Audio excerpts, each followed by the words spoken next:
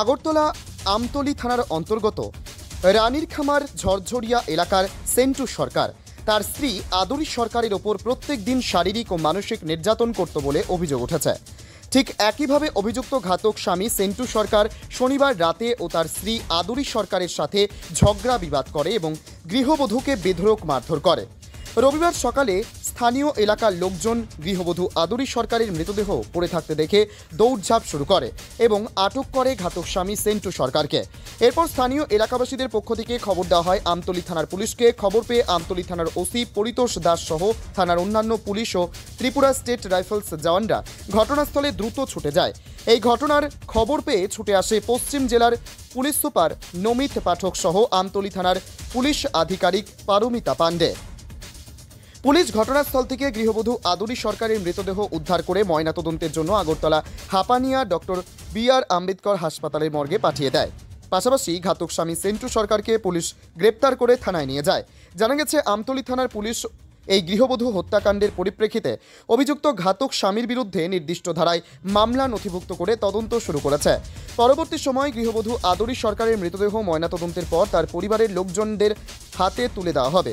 পাশাপাশি অভিযুক্ত হত্যাকারী স্বামী সেন্টু সরকারকে আমতলী থানার পুলিশ সোমবার আদালতে প্রেরণ করবে বলে থানা সূত্রে খবর। গৃহবধূ হত্যাকাণ্ডের এই ঘটনায় গোটা ঝরঝরিয়া এলাকায় বর্তমানে মানুষজনের মধ্যে তীব্র আতঙ্ক বিরাজ করছে। এলাকাবাসীদের তরফ থেকে দাবি উঠছে অভিযুক্ত হত্যাকারী স্বামী সেন্টু সরকারের বিরুদ্ধে পুলিশ প্রশাসন যেন উপযুক্ত পদক্ষেপ গ্রহণ করে, যাতে আর কোনো স্বামী এই রকম ঘটনা ঘটানোর সাহস না পায়। ত্রিপুরা থেকে বিক্রম কর্মকারের report, crime press Bengal news. কি শুনছেন আপনি? সকালে ফোন করছে আমাদের 5টা বাজে, আরেকজন পাশের বাড়িতে ফোন করছে যে মহিমা যাই হোক তোমরা সবাই। আমি আমার ভাইটা মিলে সবাই আইলাম, আয়া দিয়ে উপরে হয়েছে আমি কি উস্তাগায় পড়ে একটা লোক উস্তাগায় পড়তে মরে না, উস্তাগাল মানুষ মরে না। এরপর তো থানা ফোন করলো, থানা আইছে। আপনাদের দেখে দাঁড়ানোর কি হয়েছে? দাঁড়ানোর হ্যাঁ করতে মারছে। ঘরের ভিতরে পাওয়ার জায়গা আছে, প্লাস বন্ধের গাছটা আছে ঘরের ভিতরে, মত হোক গাছ হোক। আপনার বোনের নাম কি? বসা। বয়স?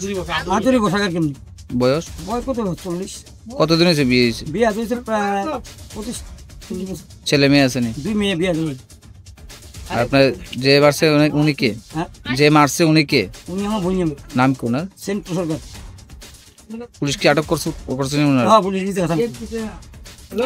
মানে এখন আপনাদের ধারণাটা আপনার বোন জামাই মারছে না, দৃঢ় বিশ্বাস